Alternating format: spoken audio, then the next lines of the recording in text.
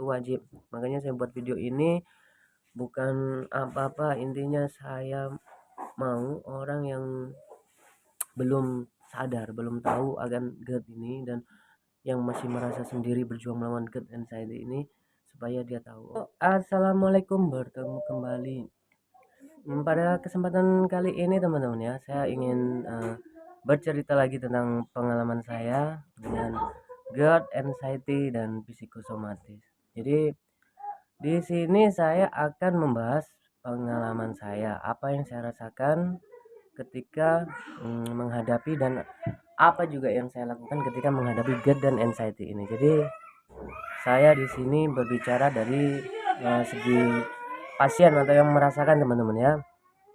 Jadi saya tidak berbicara untuk masalah apa, untuk penanganan secara medis atau apa, cuman saya akan menceritakan pengalaman saya dan cara saya pribadi untuk sedikit meringankan gejala yang ada pada GERD, anxiety dan psikosomatis ini. Jadi hal-hal yang saya lakukan dulu ketika eh, saya berusaha untuk meringankan gejala, dan itu alhamdulillah saya rasa cukup berhasil teman-teman ya. Jadi saya sudah menggolongkan beberapa cara yang biasa saya lakukan waktu dulu untuk apa ya, sedikit meringankan gejalanya. Jadi begini teman-teman, untuk gejala GERD, anxiety dan psikosomatis ini itu saya rasakan memang begitu berat, dan saya juga cukup lama merasakan penyakit atau apa gitu ya. Pokoknya intinya itulah, saya lumayan lama merasakan itu, dan saya akan berbagi pengalaman dan tips juga trik. Jadi hal yang saya lakukan ketika ingin meringankan gejala GERD, anxiety dan psikosomatis itu yang pertama adalah perasaan senang teman-teman. Jadi bagaimana saya menimbulkan perasaan senang, perasaan kegembiraan di dalam diri saya, dan itu terbukti sangat ampuh sekali teman-teman. Contohnya begini, ini pada saat waktu saya kecil dulu ya, pertama terkena GERD dan anxiety ini, itu saya membayangkan hal di depan. Misalkan dulu kalau anak kecil itu kalau misalkan, nah ini pas-pas beginilah, 1 bulan lagi tuh kan puasa dan sebentar lagi tuh kan lebaran, itu yang saya ingat-ingat. Dan anak kecil kan pasti senang betul akan hari lebaran, itu kan pasti senang banget teman-teman ya. Dan disitulah yang saya pelihara, dan pokoknya event-event di depan yang sangat menggembirakan itu yang selalu saya jadikan motivasi ketika waktu kecil. Nah, berbeda halnya dengan ketika sekarang sudah dewasa pada tahun 2019 kemarin yang kambuh, dan itu menurut saya ya lebih susah sih teman-teman untuk orang dewasa menimbulkan atau menumbuhkan perasaan happy, perasaan senang itu lebih susah dibandingkan anak kecil. Saya tidak tahu kenapa, karena saya sudah mencoba, saya mengingat-ingat pengalaman saya yang dulu, dan saya ingin praktekkan lagi ketika saya mengalami kambuh di 2019 itu. Tapi ternyata tidak semudah itu teman-teman. Ternyata menumbuhkan kebahagiaan, menumbuhkan kegembiraan, menciptakan apa ya, aura kesenangan itu tidak semudah ketika waktu kecil. Mungkin ada beberapa hal ya, karena begini, mungkin di saat dewasa kita sudah terkontaminasi dengan beban kehidupan, dan di situ terasa sulit sekali mencari hal-hal yang menyenangkan, membuat kita semangat. Itu sangat sulit. Mungkin salah satunya yang pernah saya coba itu liburan.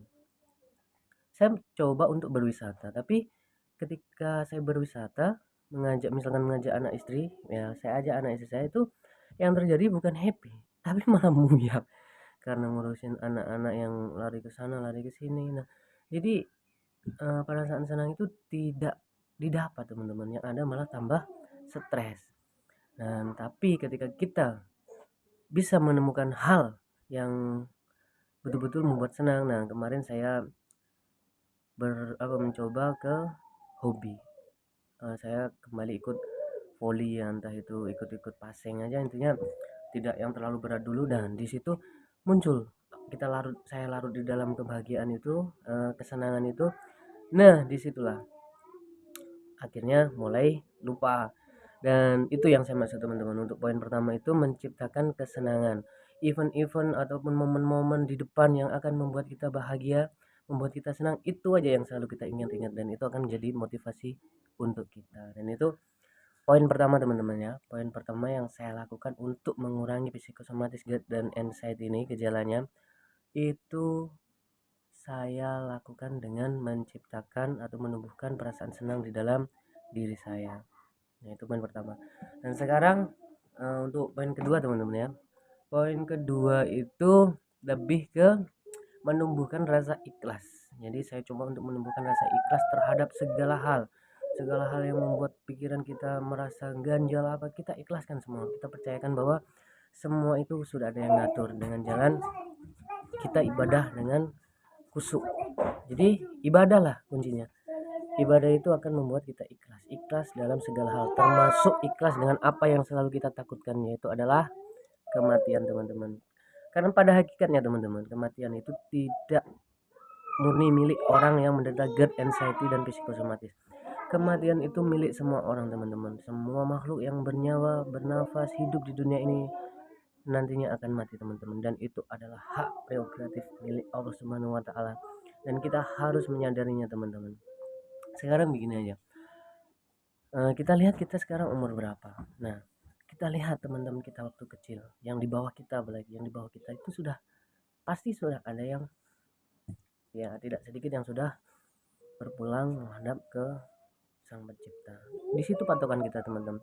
Dan kita dari dulu selalu, saya dari dulu selalu dibebani rasa takut, sedangkan orang yang notabene lahir di bawah saya itu sudah banyak yang menghadap ke sang pencipta. Dan di situ kita harus ikhlas, apapun yang terjadi itu adalah semua murni kehendak Allah, dan itu pasti yang terbaik.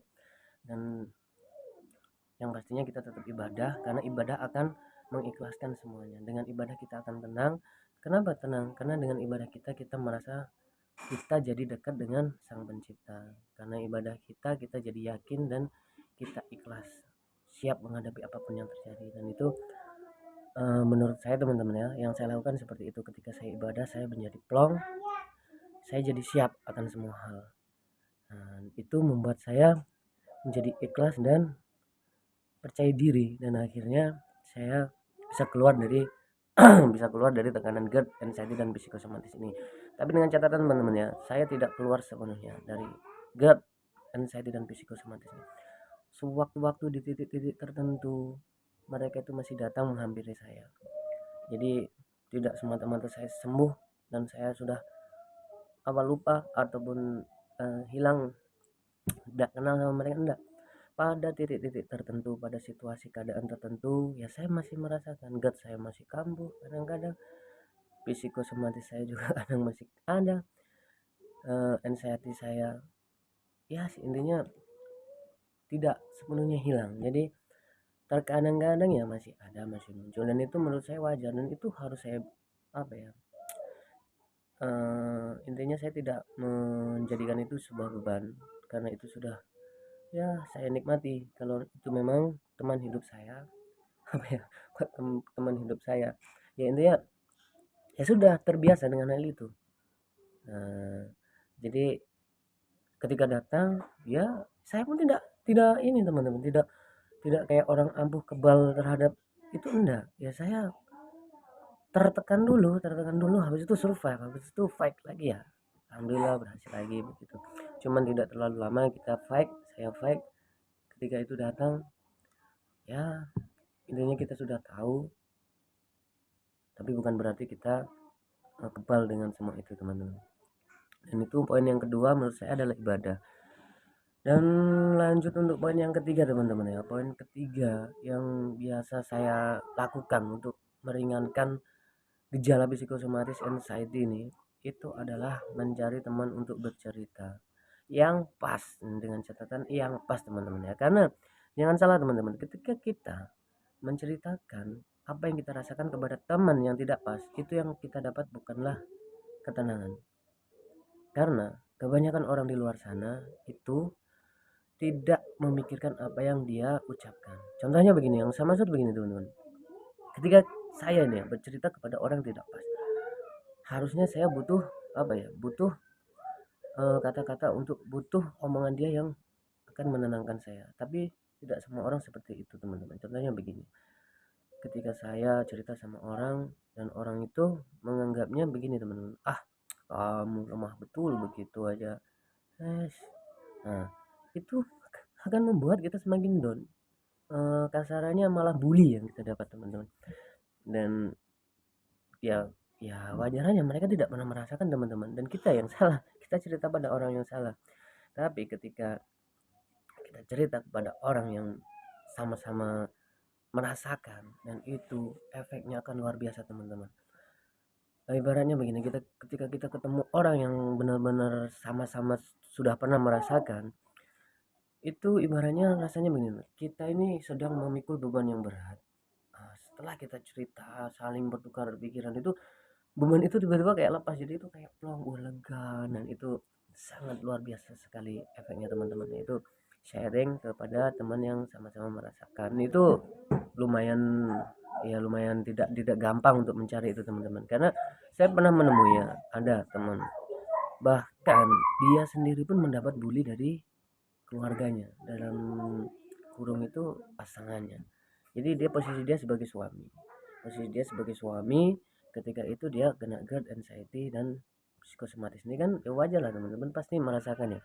Dia takut keluar rumah, dia takut untuk kerja, dan itu berlangsung selama berbulan-bulan. Dan di situ mulai timbul permasalahan, karena bagaimanapun juga hidup harus berjalan, biaya hidup tetap berjalan, dan sang pasangan ini tidak mengerti akan apa yang si suami ini rasakan. Akhirnya apa yang muncul adalah bully teman-teman dari istrinya sendiri. Itu sangat sangat menurut saya sangat gimana ya, ya wajar karena istrinya tidak tahu. Dan itu teman saya teman-teman ya, itu teman saya. Ketika dia bercerita sama saya, nah akhirnya pertama dia cerita lewat telepon, dia tidak tahu kalau saya itu juga punya GERD, anxiety, dan psikosomatis ini. Dan habis itu telepon, dia cerita, saya dengarkan aja dia cerita. Sudah selesai dicerita, saya tersenyum. Nah, akhirnya besoknya saya datang ke rumahnya, dan saya pun membantu untuk menjelaskan ke istrinya. Dan istrinya pun tidak sebegitu langsung menerima, enggak teman-teman. Istrinya pun pertama itu begini, argumennya dia keras betul, bahasanya begini, yang namanya orang sakit kok berbulan-bulan, orang sakit tuh enggak kayak gitu. Nah, saya senyum aja.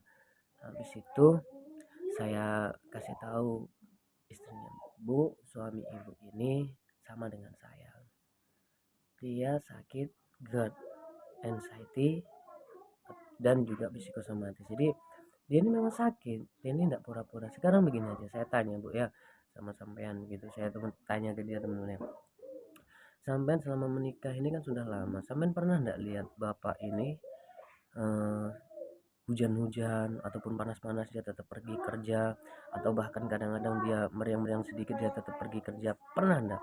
Dan yang pastinya pernah kan? Iya pernah. Nah, di situ sudah terlihat Bu betapa gigihnya bapak ini bekerja, tapi tidak dengan sekarang Bu. Dengan situasi yang dia hadapi sekarang, dia ini hanya butuh motivasi. Dia ini sakit Bu. Dia ini sakit, harus kita motivasi lah. Sakit apa Om, kok sakit kok kayak gini berbulan-bulan, panas juga enggak, makan juga doyan, makan ayam juga habis. Nah, loh. Jadi kalau mau dijelaskan tuh Bu, gimana ya, saya juga bingung menjelaskan, cuman saya pernah merasakan posisi bapak ini. Jadi bapak ini terlalu apa ya, terlalu keras berjuang untuk keluarga Bu. Bapak ini tahan untuk berjuang menggunakan otot, tapi bapak ini tidak tahan untuk berjuang menggunakan pikiran Bu. Jadi intinya sekarang gini aja, percaya dengan saya, sekarang kita motivasi bapak bapak ini supaya cepat bangkit dan kembali bisa berjuang lagi untuk mencari nafkah demi keluarga. Dan di situ teman-teman, dan itu dampak efek yang luar biasa sekali pada suami si ibu ini tadi. Langsung dia naik, nah tuh dengarkan itu, kamu ini bisanya ngomel-ngomel lagi, bahasanya suami kan, dengan apa, raut muka yang berbinar-binar, sudah nampak sekali semangatnya dia. Dan disitu pun akhirnya, nah Bu, sekarang sudah kelihatan bapak ini kalau posisinya senang, hatinya senang, dia bisa langsung bisa, bahkan berangkat kerja pun bisa. Intinya Bu, jangan diomel-omel, intinya dibantu di dalam apa ya, ketenangan jiwanya dibangkitkan.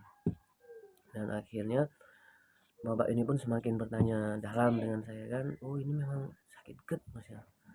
Iya pak, soalnya saya juga pernah merasakan hal seperti itu, dan itu terjadi karena pikiran kita terlalu apa ya, terlalu keras memikirkan suatu hal. Dan akhirnya pun bapak itu juga sudah intinya lega, oh ternyata bukan saya sendiri. Akhirnya sama-sama tahu, dan sekarang alhamdulillah sekarang sudah bisa bangkit, sudah bisa kerja. Setiap ketemu saya pun, halo mas gimana kabarnya, alhamdulillah. Nggak pernah kambuh lagi ya, masih, tapi kan sudah apa ya, sudah inilah, tidak terlalu dihirau. Nah, sudah tahu jurusnya masing-masing, dan itu yang wajib kita tularkan kepada penderita GERD, anxiety, psikosomatis yang belum tahu teman-teman, itu wajib. Makanya saya buat video ini bukan apa-apa, intinya saya mau orang yang belum sadar, belum tahu akan GERD ini, dan yang masih merasa sendiri berjuang melawan GERD dan anxiety ini, supaya dia tahu, oh ketika melihat video ini, oh ternyata itu bukan saya sendiri, dan itu akan membuat efek dampak luar biasa karena saya sembuh dengan semua itu. Dan saya akan membuat video ini supaya nantinya jika ada orang yang menonton video ini, ya mudah-mudahan bisa terbantu. Dan mungkin sekian dari saya teman-teman ya.